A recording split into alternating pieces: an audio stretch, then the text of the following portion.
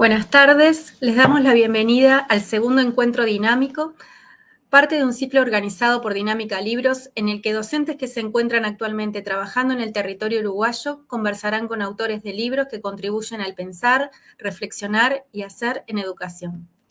Este ciclo se desarrollará durante todos los martes del mes de agosto y septiembre, desde las 18:30 a las 19:30 horas a través de Facebook. El acceso es gratuito y la inscripción se completa para cada uno de los encuentros. Quería agradecer las repercusiones que nos han hecho llegar respecto al primer encuentro y también agradecer a quienes colaboraron con la difusión de replicándolo en sus estados. A todos ellos, muchas gracias por el apoyo a este ciclo. Como ya saben, este ciclo pretende acercar autores de un conjunto de libros que abordan temáticas diversas en torno a lo que pasa en las escuelas.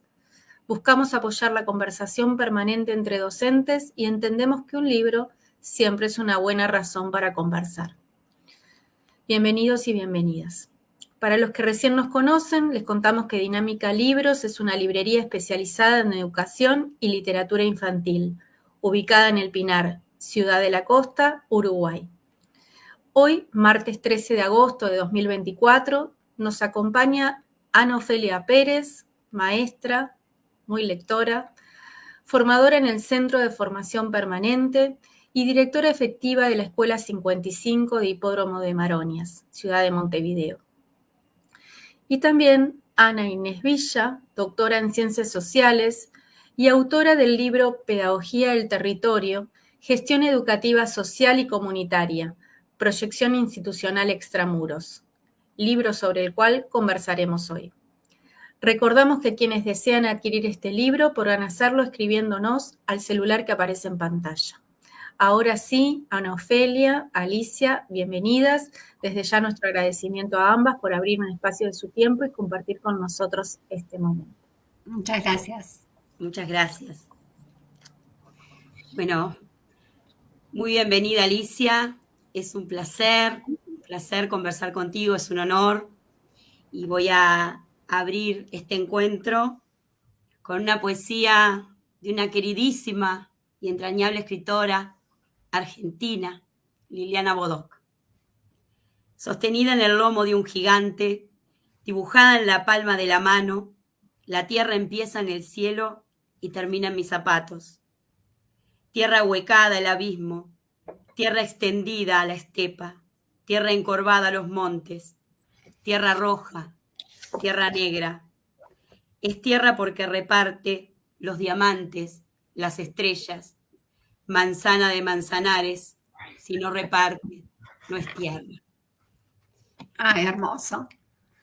Es un fragmento y bueno, es inevitable traer a Liliana Bodoc a partir de las lecturas que he encontrado en tu libro, en los materiales que tú has escrito. Ha sido un placer y el encuentro con un montón de construcciones que realmente no es habitual encontrar en los libros de pedagogía. Hablar de el buen vivir, de pedagogías ancestrales, de pedagogía conversacional, de cómo entre todos nos construimos, no es tan sencillo de encontrar en los libros que leemos habitualmente.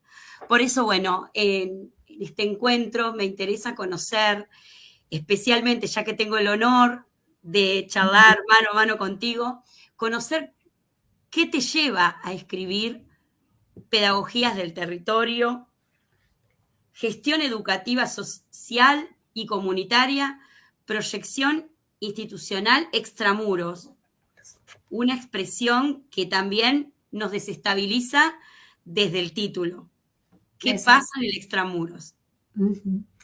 Bueno, por ahí contarte, Ana Ofelia, que este es un libro que empiezo a pensarlo hace varios años atrás, a partir de algunas investigaciones que yo vengo haciendo con comunidades de base respecto de cómo transmiten su conocimiento.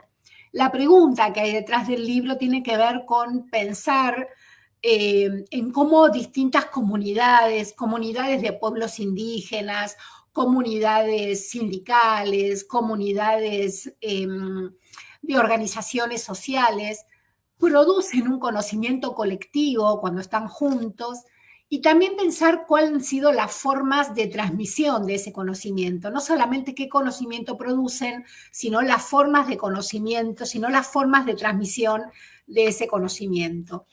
Hay una pregunta que yo me hago en el capítulo 2 del libro que tiene que ver con que si la escuela que conocemos es la forma educativa que triunfó, porque se quedó con la definición moderna de educación, eso implica que además de esa forma educativa existían otras formas educativas y que se han perdido en el tiempo. Entonces el trabajo de este libro es una suerte de trabajo arqueológico, si se quiere, de recuperar esas otras formas de educación que han quedado opacadas por la educación escolar. Esa es un poco la génesis de este libro. ¿Y qué es la pedagogía del territorio? Bueno, la pedagogía... ¿Cómo la definís a la pedagogía del territorio? Bien, Porque pedagogía es algo que nosotros estamos acostumbrados a definir, pero cuando nos vamos al territorio parece que es algo que está en la esfera, como tú lo pones en el libro, en el extramuros, ¿no? Exacto. Lo que está más allá. Exacto. La idea de pedagogía del territorio es, primero, tomar una concepción de territorio, una idea de territorio que no sea la idea tradicional de territorio como espacio geográfico, como coordenada geográfica, sino pensar la noción de territorio como una noción central para entender dónde se desarrollan los mundos de vida de las personas. Así que el primer paso para entender el concepto de pedagogía del territorio es entender esta manera de conceptualizar el territorio como mundo de vida, ¿no? No solamente como un espacio geográfico. Sí, tú haces esa precisión en el libro, ¿no? Y referís a territorio no solamente como la tierra, sino como distintas formas de conceptualizar ese término. Exacto. A mí realmente me llevó a cuestionarme en mi ser, en mi hacer, en la gestión de la institución donde trabajo, donde soy en este momento directora de una escuela, porque empecé a sentir que todo esto que está diciendo Alicia está en el afuera. Entonces empecé a imaginar una metáfora de empezar a mirar por el agujero de la cerradura de la escuela, la metáfora de abrir la puerta, de mirar a través de la reja, incluso de derribar ese muro para pensarme en clave de territorio. Pero allí empecé a cuestionarme acerca de esas pedagogías de las que tú hablas, pedagogías comunitarias, pedagogía social, pedagogía de la ancestralidad. Ahí, Alicia, me dejaste deslumbrada porque realmente no sé si somos tan conscientes de todo lo que hay detrás y todo lo que se gesta en una comunidad y desconocemos. Claro, claro. Lo que pasa, Ana, es que no somos tan conscientes de que hay educación por fuera de la escuela, ¿no? Creo esto es un defecto que tenemos las educadoras y los educadores. Aquí estamos entre educadores, entre nosotras y quienes nos están escuchando, y en general los educadores tendemos a pensar mucho en la asociación educación-escuela, como sinónimo, como si fueran sinónimos. Este libro es una invitación a romper esa idea, ¿no? Es romper esa idea de que la educación solo transcurre en lo escolar y pensar que lo educativo transcurre no solamente en la familia, que en general decimos que es el otro agente educador, sino que también ocurre en cualquier espacio social. Entonces la idea de extramuro me gusta mucho tu metáfora, ¿no? Empezar a mirar por la cerradura, después ir un poquito más y mirar por la ventana, después ir un poquito más y abrir la puerta, y después, ¿por qué no, derribar los muros, ¿no? Pero de manera tal que dejemos de hacer clasificaciones, educación escolar, educación social, educación comunitaria, que hablemos de educaciones en plural. Digamos, eso, el libro, al darle visibilidad a estas formas de educación, ancestrales, comunitarias, territoriales, sociales, trata justamente de no hacer un discurso antiescuela, sino de pensar en la complementariedad de todas las formas de educación. Esa es un poco la idea. Y para ayudarnos a pensar, ¿no? Porque tú estás en Argentina, nosotros estamos aquí en Uruguay. ¿Qué has encontrado en América Latina de pedagogía de la ancestralidad, que se traiga, que pueda ser traído al contexto de la escuela en la que trabajamos. ¿Has tenido Sí. algún contacto, alguna posibilidad de traer algún ejemplo concreto que nos ayude a iluminar los escenarios en los que nosotros estamos para pensar, bueno, cómo recuperar esa pedagogía ancestral? Sí, en el libro trabajamos con un ejemplo concreto que tiene que ver con las comunidades mapuches, que es un pueblo originario de aquí de Argentina, y trabajamos la experiencia de estos pueblos originarios en relación a, de este pueblo originario, el pueblo originario mapuche, en relación a cómo ha hecho para subsistir a lo largo de los años en sus costumbres, en sus cosmovisiones, en su idioma, en una relación pedagógica, comunitaria, territorial, muy cargada por el sentido de lo histórico, por el sentido de lo afectivo. Y esa es una experiencia bien interesante que yo traigo en el libro, pero en América Latina hay muchísimas experiencias, sobre todo en el mundo andino, que tienen que ver con la idea de educación comunitaria, que tienen que ver con algo que yo denomino en el libro las pedagogías del buen vivir, ¿no? Que tiene que ver con salir de otras, de estas formas más modernas, más occidentales, incluso coloniales de mirar la educación y abrirnos a otras formas más pegadas a lo humano, a la subjetividad, a la emocionalidad que despiertan los acontecimientos educativos. Y vos sabés que en América Latina hay una experiencia muy linda en Colombia, que inclusive existe una licenciatura que se llama Licenciatura en Pedagogía de la Madre Tierra, ¿no? Y es bien interesante porque esta licenciatura lo que hace es tratar de recoger los elementos de los pueblos originarios, de las pedagogías ancestrales, de ese pensamiento milenario de los pueblos indígenas que han logrado su sostenibilidad en la vida de los territorios y hacerlo visible no solo para las comunidades originarias, sino para todos nosotros, ¿no? Hay algo en esas formas del buen vivir que no son privativas de los pueblos indígenas, sino que debieran ser un derecho al cual podamos acceder todos nosotros, todas nosotras, ¿no? Exactamente.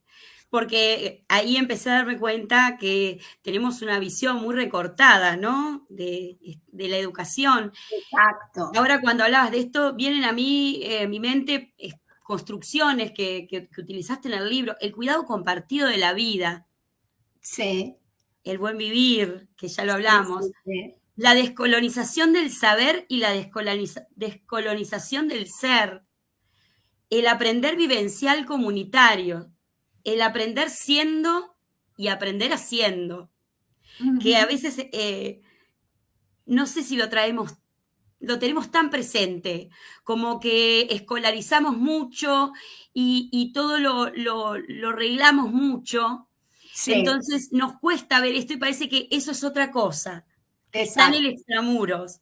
exacto. Y Sí, sí. bueno, me quedé pensando muchísimo en esto, muchísimo, tanto que cuando trataba de buscar estas pedagogías ancestrales en mi tierra, bueno, sentí dolor, ¿no? Sí, El dolor que yo ya no tengo tantas como tenés quizás tú u otros pueblos de América, pero empecé a pensar que nuestro contexto hoy está tan enriquecido con la presencia de otras personas que llegan y que se instalan y que vienen a vivir, población de migrantes, que traen sus riquezas, su cultura, su pedagogía, sus saberes, claro, exacto. y cómo traerlas a las escuelas y cómo conjugarlas sin que sean ellos los otros, los que vienen de afuera, Claro, sino claro. los que están ahora en este territorio y que vienen con lo suyo, Sí, sí, sí, como en sí. una tierra sin límites geográficos, Tal ¿no? cual. A veces la escuela lo que hace es, como yo digo, folclorizar al otro, ¿no? Tomarlo como Exacto. algo folclórico, algo pintoresco. Y nos acordamos de la presencia de la otredad, no sé, cuando es el 12 de octubre y recordamos la llegada de los españoles a América, o cuando tenemos ciertas fiestas patrias donde aparece la presencia de Pero como algún un otro pueblo, distinto, ¿no? de algún otro Como lo raro. distinto. Entonces ahí se nos ocurre por ahí invitar a la señora que es miembro de una comunidad afrodescendiente para que venga a hacernos alguna comida típica, o a la señora de no sé, de una comunidad paraguaya para que venga y nos muestre cuáles eran los trajes típicos. Esto es lo que yo llamo la folclorización del otro, donde en realidad no nos preocupamos por conocer en profundidad su idiosincrasia y no pensamos que su idiosincrasia, su cosmovisión, su idioma, tenga que ser un contenido para todos, ¿no? Uno puede pensar que está bien que un niño paraguayo aprenda guaraní, pero no se nos ocurre que todos los niños uruguayos o todas las niñas y niños argentinos aprendan guaraní. ¿Y por qué no? Si es un idioma más también. ¿Por qué debería ser solo para esa comunidad? Entonces me parece que ahí hay como un riesgo a la folclorización del otro, y la idea de reconocer las pedagogías del otro y los mensajes. Bueno, vos marcaste palabras muy, muy, muy caras a estas otras formas, ¿no? Como el concepto de buen vivir, el concepto de complementariedad, que todos somos complementarios, el concepto de reciprocidad, que también es otro concepto importante. Todos estos conceptos que están en estas comunidades nos harían muy bien a toda la comunidad planetaria, ¿no? A todo nuestro pluriverso, como me gusta decir a mí. Esa expresión te la iba a decir justo, que me pareció muy significativa esa expresión, ¿no? Cuando hablas de pluriverso. Exacto. Hasta en las palabras, ¿no? Ahora después te voy a hacer algunas preguntas que tienen que ver con el lenguaje, porque a mí el lenguaje es algo que me apasiona, pero hasta en la selección de las palabras lograste movilizarme, y creo que quien lea este libro se va a sentir conmovido, porque hablar de pluriverso no es algo cotidiano, y es una palabra que utilizamos, universo, y la naturalizamos. Exacto. Pero esto nos ayuda a pensar en esas otras cosmovisiones, a entender al otro y respetarlo, pero respetarlo de verdad, no traerlo y traerlo como un adorno más, claro, o como alguien que está allí lo traigo y abro la puerta porque bueno, hay muchos migrantes, entonces abro la puerta de la escuela y hago un evento y después cierro la puerta y ellos quedan afuera y yo sigo adentro. Exacto. Ellos y sus costumbres quedan afuera, ¿no? Exacto. ¿Sabes qué? Enrabado con esto, mientras leía tu libro, perdón, y pido perdón a los compañeros que están escuchando, era imposible separarme de mi lugar en la escuela, ¿no? En la escuela donde trabajo. Era imposible no pensar en el territorio en el cual estoy. Y me puse a pensar cómo establecía ese vínculo con la comunidad, con los otros. Entonces empecé a imaginar y me vi, en esto de las metáforas, me vi como con una caña de pescar.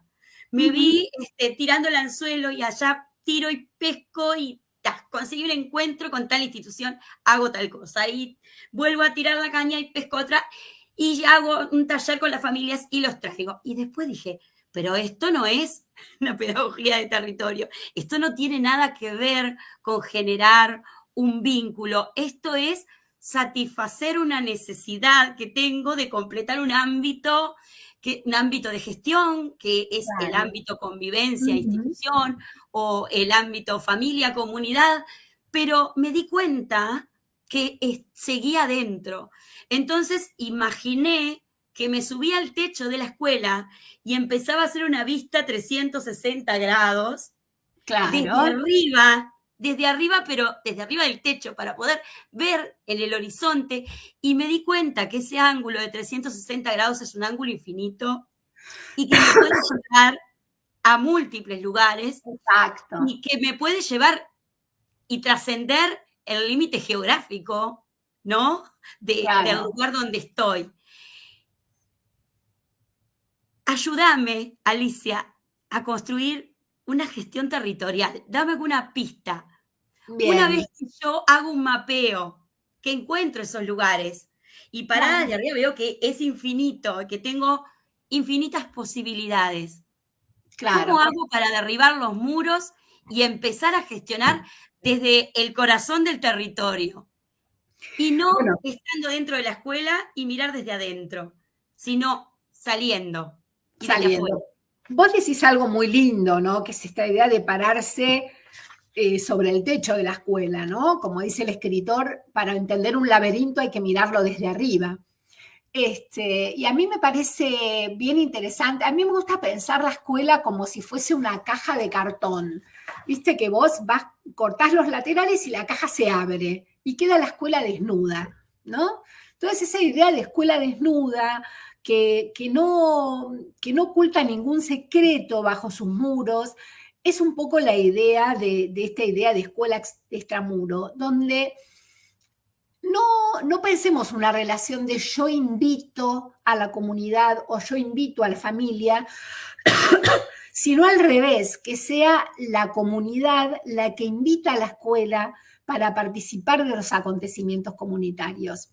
Por eso una de las cuestiones que planteamos en el libro es que siempre el centro, la razón de ser de toda situación educativa es la experiencia educativa, poner en el centro la experiencia, pero esa experiencia no encerrarla dentro de una cajita, como puede ser la escuela, sino pensar que hay acontecimientos formativos, como el diseño curricular, como las planificaciones de los docentes, que está muy bien que existan, pero que también hay acontecimientos territoriales, hay celebraciones, hay festejos, hay tensiones, hay problemáticas, y que la escuela pueda ser un espacio para que dialoguen esos acontecimientos formativos con estos acontecimientos territoriales.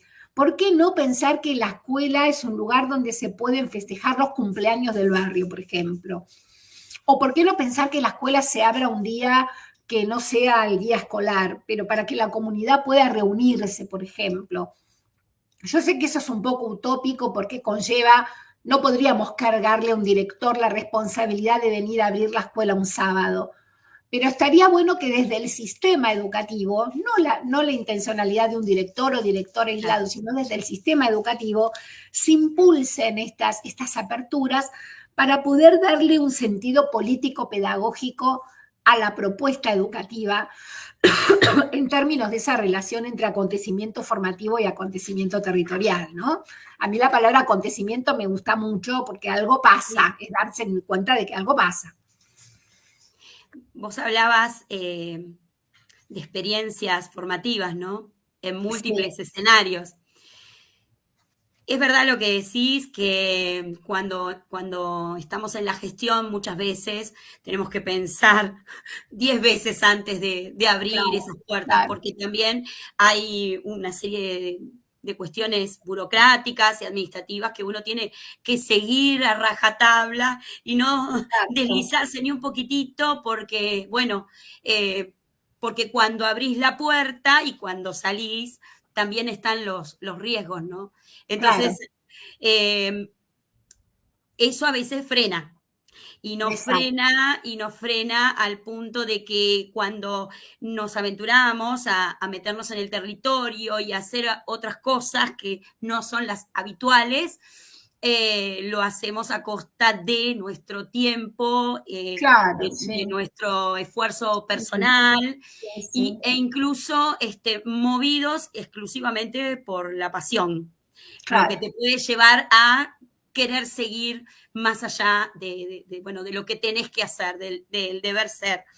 Pero sin duda que somos muchos los apasionados que queremos aventurarnos a otros lugares y recorrer otros escenarios para conocer esas pedagogías comunitarias que, de nuevo, desde que leí el libro me sentí que tenía que empezar de nuevo. Es como decir, bueno, reseteo y empiezo de nuevo, ¿no? F5. Sí, cómo pensar una gestión en clave territorial. Claro, exacto. Alicia, ¿quiénes son los destinatarios de tu libro? Porque yo me sentí identificada, pero cuando fui avanzando en la lectura, iba,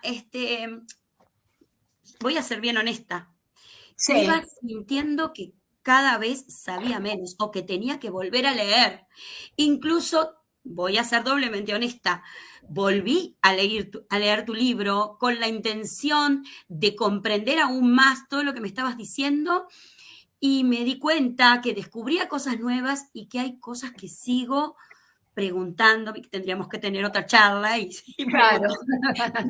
todas esas cosas que no entendí.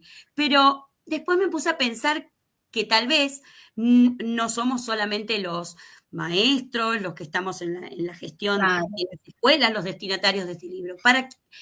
¿En quién pensaste cuando escribiste este libro?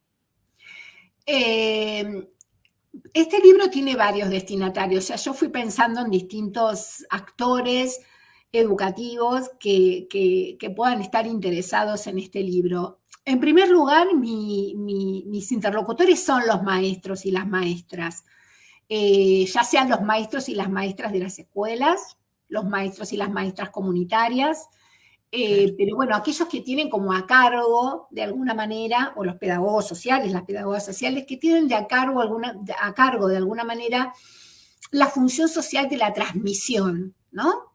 De la transmisión intergeneracional, del diálogo intergeneracional, de la renovación continua de la experiencia humana, digamos, ¿no?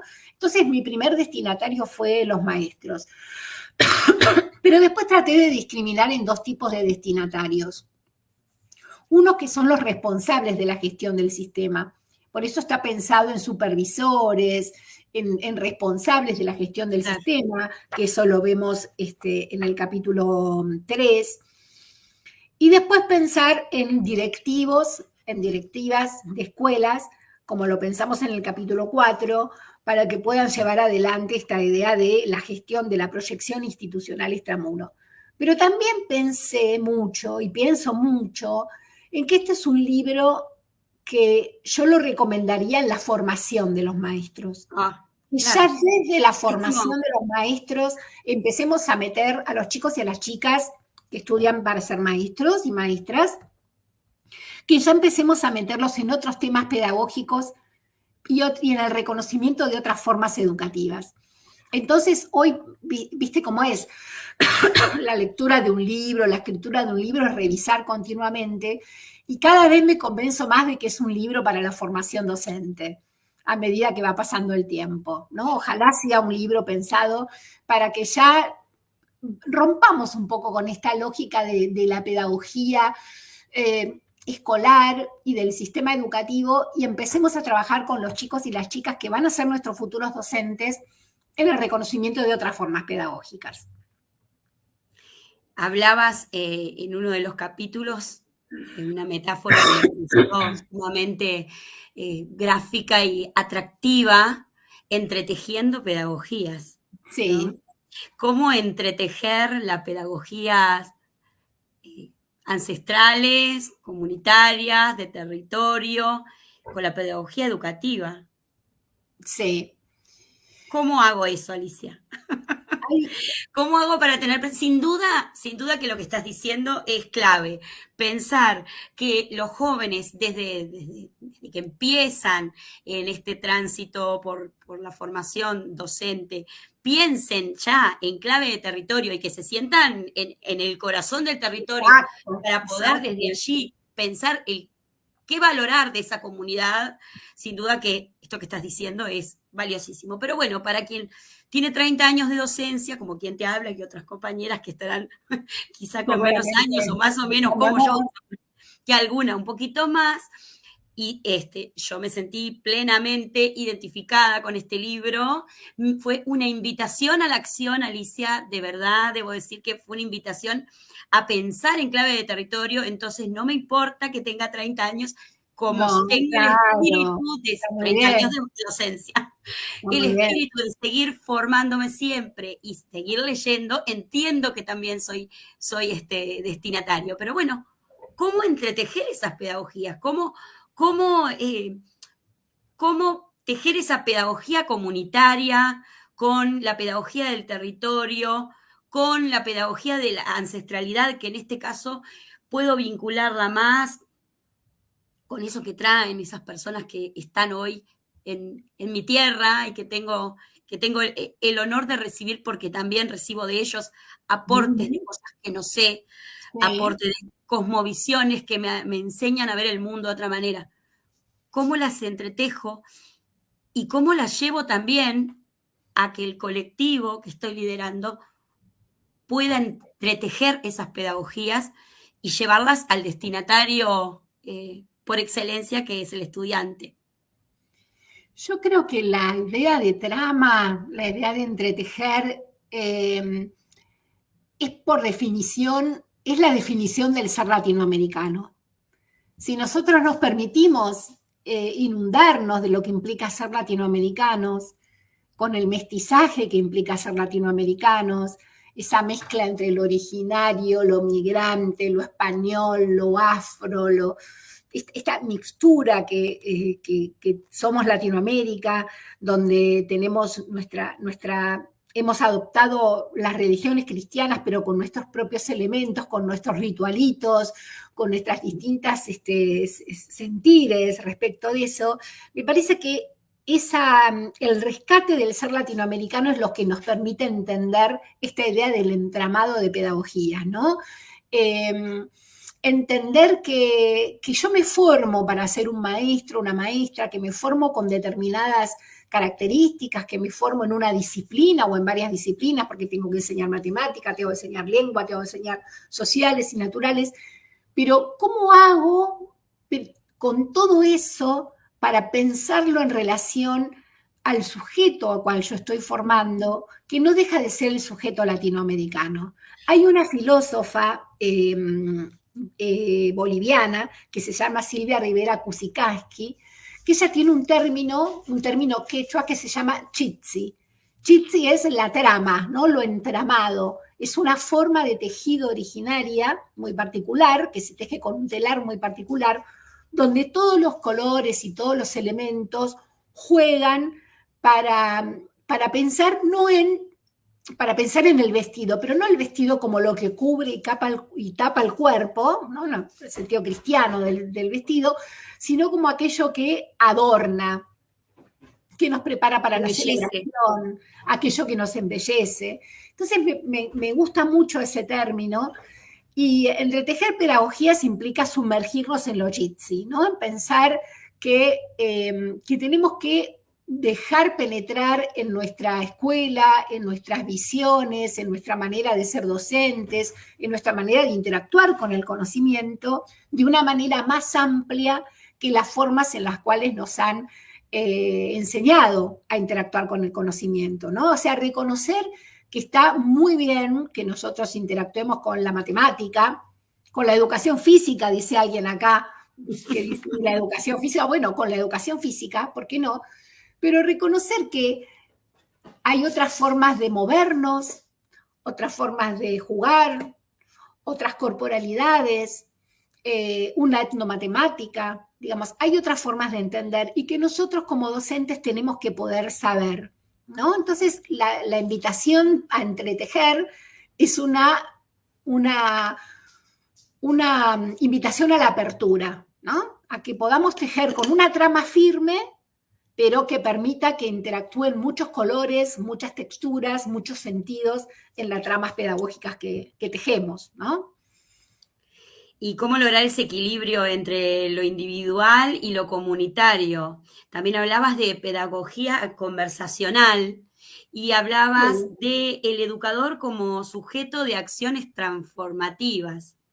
Sí. Y ahí ya está. Mi cabeza, claro. en esto que uno está siempre pensando, las huellas que va dejando, ¿no? Y cómo lo que vamos tejiendo puede transformar la vida de las personas. Sí. Alicia. Y estas acciones, te digo una cosita chiquita, Ana, estas acciones transformativas, pensarlas en términos de lo cotidiano, de lo chiquito, no es el gran proyecto, es lo que podemos hacer, ¿no? Pensar esas acciones transformativas en términos cotidianos, porque a veces uno dice, bueno, el gran proyecto transformador.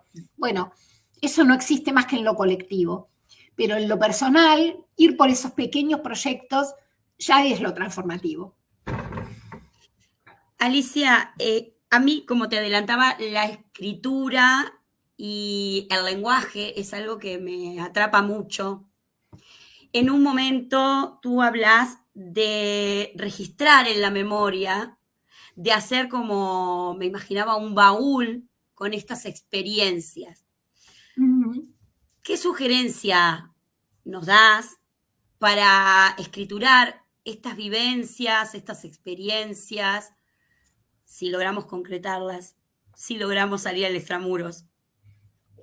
Sí, yo creo que hay una cuestión fundamental que tenemos que empezar a asumir los docentes y es la posibilidad de escribir nuestras propias prácticas.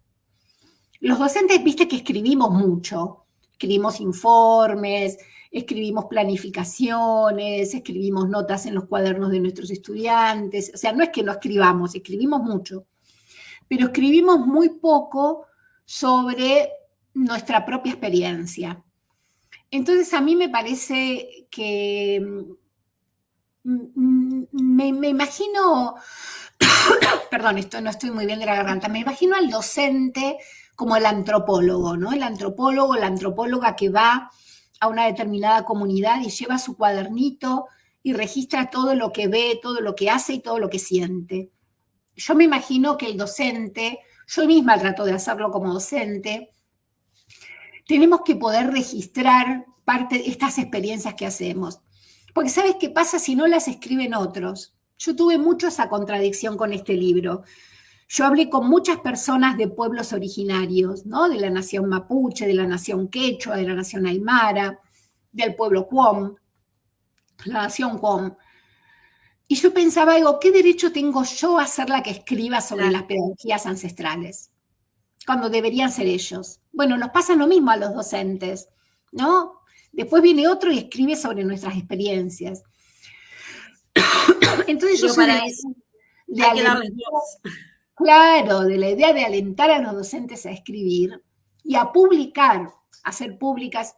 Existen las redes sociales, los blogs, 80.000 modos de transmitir la experiencia, ¿no? De escribir nuestras experiencias y hacerlas públicas. Porque así armamos la memoria colectiva del colectivo docente, con las escrituras de cada uno de nosotros y no con escrituras robadas, ¿no? Que es lo que a veces nos pasa a los docentes, ¿no? Que viene el pedagogo, la pedagoga, nos entrevista, nos mira, nos observa, no sé qué, y va después y escribe su libro que habla de lo que nosotros hacemos.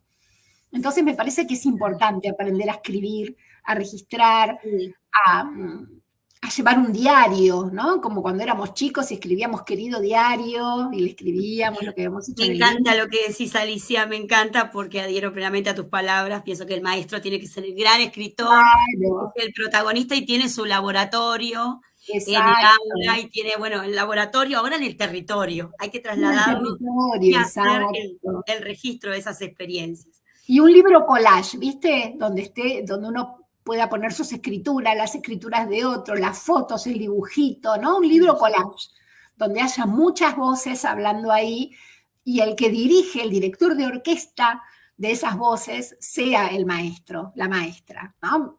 Eso me parece que hace el rescate de lo que sería una pedagogía del territorio, que sea polifónica, ¿no? Que haya muchas voces hablando de lo educativo. Me encanta, Alicia, lo que estás diciendo. ¿Sabés qué? Voy a leerlo porque en la página 20,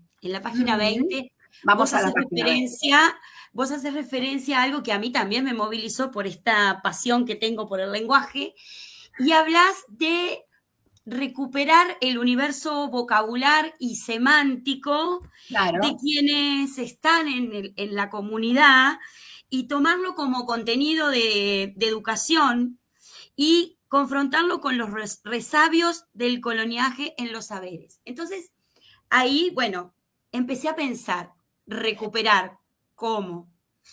Recuperar lo que se dice, lo que circula, analizarlo. ¿Qué riesgos corro como docente trayendo toda esa carga semántica, esas expresiones, esas formas de comunicarse de las personas que están en el territorio? Claro. Pasa que ser docente siempre es correr riesgos, ¿viste? No es una profesión. La gente piensa que es una profesión tranquila. No, uno corre muchos riesgos. Sin duda. Y sobre todo el maestro o la maestra que arriesga. Se corre más riesgos todavía. Algunos no, algunos se quedan ahí tranquilos. Son la tía, como decía Freire. Otros corren riesgos. Esta idea del universo vocabular y del universo semántico son justamente ideas de Freire, ¿no? Freire es el que nos hace pensar en que para poder alfabetizar, para poder empezar a enseñar a leer y escribir, hay que salir de las palabras que hacen sentido hegemónico, ¿no? Salir de la palabra mamá, ¿no? Para pensar en cuáles son las palabras del pueblo. Hay una maestra de educación de adultos acá en Argentina, que fue María Saleme, que ella decía la palabra agua en las comunidades del norte de Argentina tiene mucho más sentido para enseñar a leer y escribir que la palabra mamá. Probablemente para nosotros los rioplatenses, la palabra río tenga mucho más sentido que la palabra mamá para enseñar a leer y escribir. Entonces la invitación es a recuperar esos universos vocabulares. ¿Cuáles son las palabras que tienen sentido para esos otros, para esas otras? Y empezar a enseñar a partir del registro de esas palabras, ¿no? A partir de no solamente la palabra sola, sino lo que significa esa palabra para una persona, para una comunidad. No es lo mismo la palabra barro para quien vive en el barro que para quien vive en una calle con asfalto, ¿no es cierto? O no es lo mismo la palabra casa para quien vive en una casa que para quien vive en una choza. Entonces, recuperar esos universos de sentido, esos universos de significado, es un poco, esa es una tarea extramuro, ¿ves? Ahí tenés una tarea extramuro que implica salir de una barrera, como la barrera de las palabras también pueden hacer una barrera, ¿no? Entonces claro, ahí tenés una manera de extramuro, esta escucha deliciosa, ¿no? Del otro. Sí, y cuántas veces con esas palabras, en el encuentro anterior también lo hablamos, esas palabras abren o cierran el diálogo, ¿no? Exacto. Pero a mí yo me cuestionaba en función de que a veces en los contextos en los que podemos llegar a trabajar, algunos de los que estamos acá son contextos bastante adversos, entonces el significado de las palabras que utilizan o las cosas que ellos dicen quizá no tienen la connotación que tienen para nosotros. Entonces claro, el riesgo de traer y tratar de comprender y desentrañar eso que se está diciendo, ¿no? Y bueno, y después terminar como terminamos, diciéndole qué es lo que en principio sería lo correcto o lo que estandarizamos. Claro. Inevitable traer de nuevo a Liliana Bodoc, que tiene en una de sus conferencias, cuando ella habla de recuperar la lengua materna, esa que se cocina en las ollas, dice, ¿no? Esa exacto. En las ollas, traerlas a la escuela. Exacto. Bueno, Alicia, como habrás visto, el público que está acá, por lo que te contamos, somos mayoritariamente maestros, muchos maestros comunitarios que están en el territorio, que son los que salen a caminar y los que tienen esa cercanía. Alguien me dijo una vez, no recuerdo quién, pero me dijo que los maestros comunitarios eran los brazos del director en la comunidad, y realmente hoy lo siento así. Pienso en las maestras comunitarias que tengo en la escuela y son las que abrazan a la comunidad y las que me generan ese vínculo con el territorio. También aquí hay directivos, supervisores que sin duda están preocupados y están ocupándose de trascender los muros de la escuela y de generar espacios de trabajo territorial, comunitario y participativo. ¿Cuáles serían, a tu criterio, los primeros pasos a realizar una vez que se tenga ese mapeo territorial? Y otra cosa que me preocupa es tener clara la zona de incumbencia, porque ¿hasta dónde? ¿Hasta dónde puede ir la escuela en el territorio? Claro, en realidad ahí hay una idea de territorio. La pregunta hasta dónde puede ir la escuela en el territorio es una pregunta que tiene una noción geográfica de territorio.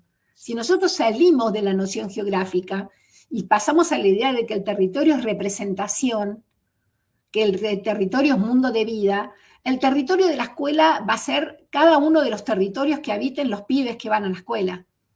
No importa si el último chiquilín viene de 3 barrios más allá, ese también es nuestro territorio. Entonces me parece que ahí hay que trabajar. Es cierto que hay una territorialidad fáctica, el barrio, la calle, la zona en el que está inserta la escuela. Sí, inevitable. ¿No? Pero Exacto. con las redes también. Pero con las redes también. Se por va eso otro. claro, exacto. Por eso nosotros hablamos de un territorio cuerpo, o sea, de un territorio tierra, un territorio cuerpo, un territorio memoria, un territorio representación. Entonces, el mapa en general es el mapa de la zona de influencia. Es decir, bueno, yo armo un mapa de mi escuela y de las 10 cuadras que tengo alrededor. Porque de alguna manera, aunque no estén allí los niños y las niñas que vienen a la escuela, son los que me pueden ayudar a la acción pedagógica. Pero después yo tengo que tener otro mapa mental que es de cada uno de esos lugares donde vienen las chiquilinas y los chiquilines a la escuela, ¿no? Entonces, ¿hasta dónde se extiende el territorio? Hasta donde llegue el último niño y niña que viene a mi escuela. Hasta ahí llega mi territorio, ¿no? Hasta ahí llega ese brazo. Bueno, es difícil, pero hay que pensarlo de esa manera. Bueno, tenemos que atrevernos a soñar. Exacto, exacto. Aprendemos Alicia, a soñar. yo encontré acá un párrafo, no es ni siquiera un párrafo, es un fragmento de otro libro de Liliana Bodoc, de la saga de los confines, Los días del venado, sí. el número 1, que en algún punto hace referencia a lo que estamos hablando. Y me gustaría cerrar con esta, antes de que pasemos a las preguntas, porque fue muy movilizante pensar en clave de comunidad, en clave de ancestralidad, en clave de territorio.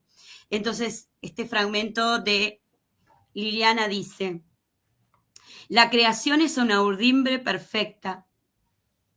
Todo en ella tiene su proporción y su correspondencia. Todo está hilado en una trama infinita que no podrían reproducir ni mis amadas tejedoras del sur. Okay. Pobre de nosotros si olvidamos que somos un telar. Qué hermoso, hermoso. La verdad que muy, muy pertinente. Sí, sí, sí, sí. Hermosa la frase contigo, recordé esto, que solo si reconocemos que somos un telar, hallaremos sentido, ¿no? Exacto, sí, sí, sí, sí, sí. A mí me gusta mucho pensar también en la metáfora de la trenza. Viste que la trenza tiene 3 hebras y que uno va enredando y armando otra cosa distinta al cabello, que es la trenza, ¿no? Y la trenza, fíjate que tiene muchas connotaciones. Mirá qué cosa extraña, ¿no? Porque la mayoría de las mujeres de pueblos originarios, con independencia de dónde estén ubicados, ya sea en México, en el norte de México o aquí en las comunidades mapuches, el trenzado del cabello es una constante, ¿no? Yo creo que hay algo ahí del trenzado del cabello que tiene que ver con la construcción de una trama de sabiduría, ¿no? Siempre me gusta pensarlo de esa manera. Y donde cada hebra es importante y si exacto. Se suelta una, se deshace. Se desata la trenza, exacto, bueno.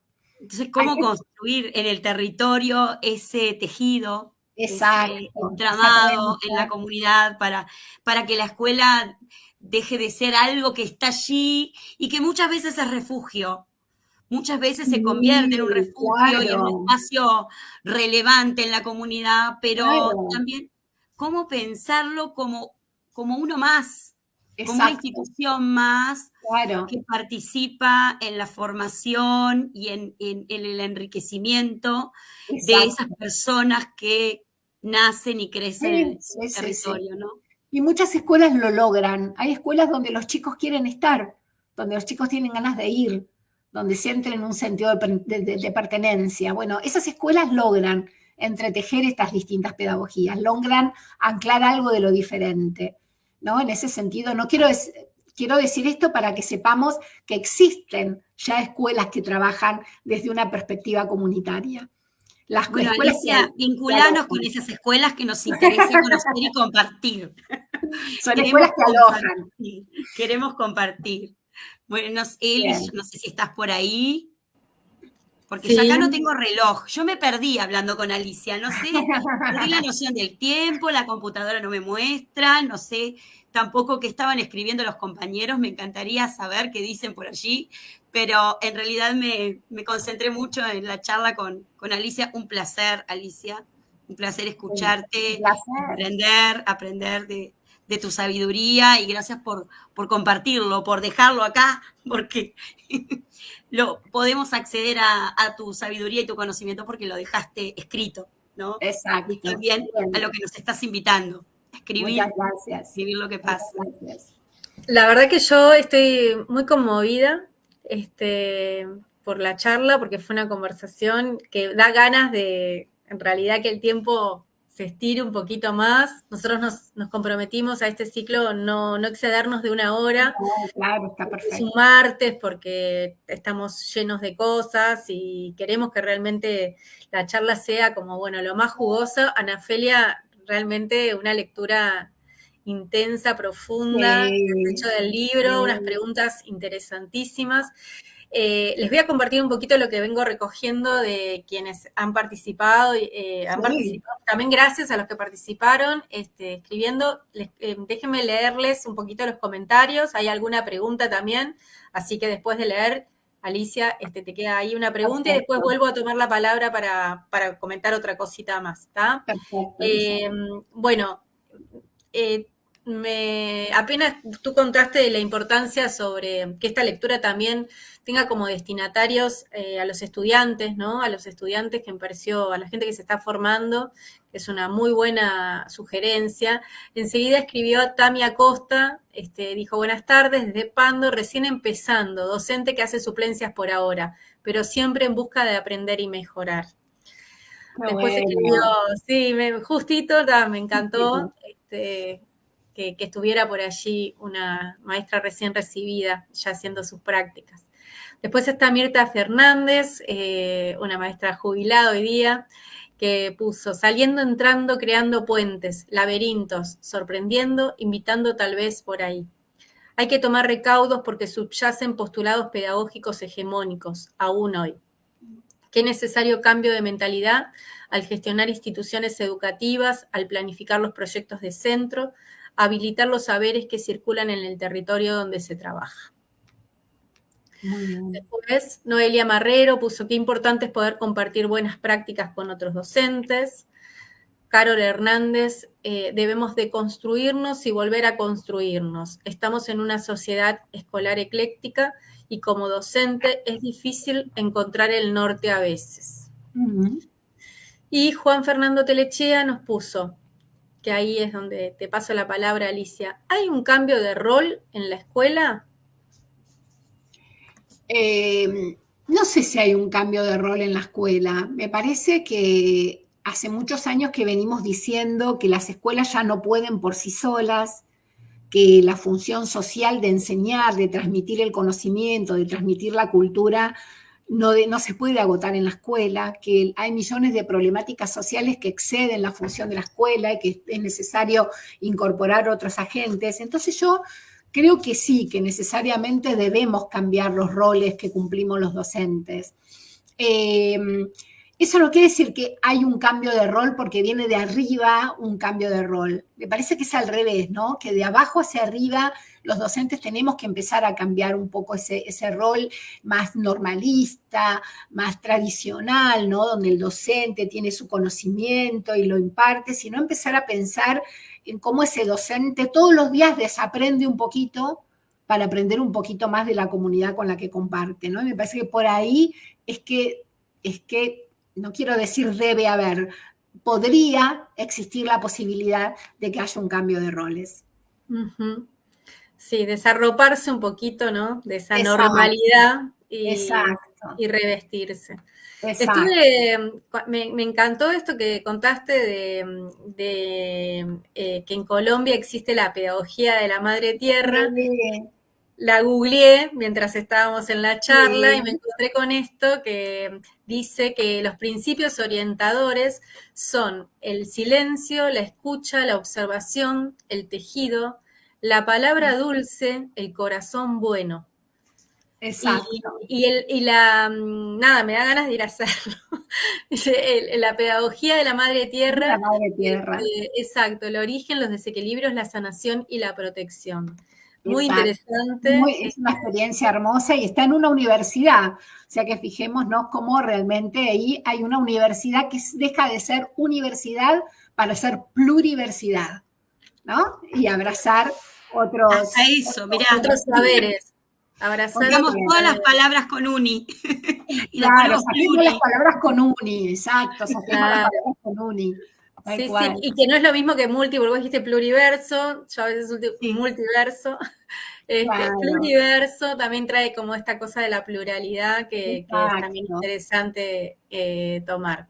Exacto. Bueno, a ver, esperamos que esta charla haya sido un granito de arena para acompañar las prácticas de maestros y maestras, creemos que seguramente lo fue, y también para la formación, ¿no?, de los estudiantes, sí, claro, que tengan como fin desarrollar la capacidad de construir procesos pedagógicos con alto compromiso cultural, ético, político. Creemos que acá hay un aporte valiosísimo. Te agradecemos muchísimo, Alicia, como dijo Ana Ofelia, por tu escritura, por el aliento también a la escritura que hiciste durante la charla, por haber dejado plasmado allí un material que nos da ganas de explorar, y también me sentí muy identificada con Ana cuando decía, lo vuelvo a releer, ¿y cómo hacemos, no? ¿Y cómo hacemos? Y también a vos, Ana, felicitarte por también haber tomado este desafío con esta profesionalidad, con este amor, con esta pasión que ya sé que tenés por la lectura, por haber traído a Liliana Bodoc, amada nuestra, escritora que alentamos a leer a toda la comunidad educativa y no educativa y a todo el mundo mundial. Ya nos da ganas también de por ahí hacer algo con sus lecturas. Y Alicia, agradecidos, muy, muy agradecidos. Un placer haber estado con ustedes, haber compartido a Marcelia. Ya nos habíamos hablado todo la otra vez, pero esta vez un placer volver a conversar contigo y esta conversación con toda la gente que nos ha escuchado. Bueno. Un honor que lo atesoraré para siempre, realmente. Muchísimas gracias, Alicia, por todo, y gracias a vos, Eli, por darme la oportunidad y permitir también que uno licúe la lectura, ¿no? Porque uno trae el autor y lo pasa por uno y después sale otra cosa. Bueno, ojalá que salgan cosas lindas. En realidad este espacio busca también como esa pluralidad, ¿no? Hemos convocado, como ya saben, son 8 encuentros con 8 autores y 8 docentes con sus personalidades, con sus recorridos, con sus experiencias, para darle sabor a este encuentro. Claro que sí. Y está lindo porque ahí también vamos viendo lo pluri de nuestro pluriverso. Claro. Y en ese sentido siempre es riqueza sumar, invitar. Mirá que tenemos para hacer millones de charlas con todos los docentes que hay, así que por ahora son 8 encuentros, y hablando de eso voy a pasar el avisito parroquial de los otros, que los y las invitamos al próximo encuentro dinámico, el martes 20 de agosto, 18:30 horas, estará conversando la maestra Jimena Canales junto al ingeniero Mario Sui sobre su libro La inteligencia artificial llegó a la escuela, explorando con los chatbots en el aula. Otra oportunidad para pensar juntos y juntos sobre las escuelas. Un tema bastante controversial, el tema de la inteligencia artificial, que por ahora venimos viendo de diferentes maneras cómo se está tomando por los docentes, y queremos ahí escuchar y hablar con un autor que nos habla de ello. También agradecer a Noveduc por el apoyo a este ciclo y por publicar estos libros y tantos otros tan buenos. Con esto damos cierre. Muchas gracias. Gracias a toda la gente que está por ahí. Los esperamos el próximo martes. Alicia, cuando vengas a Uruguay, aquí te estamos esperando. Así veremos, cómo no. Gracias. Muchísimas gracias, Alicia. Un placer. Hasta la próxima. Hasta la próxima.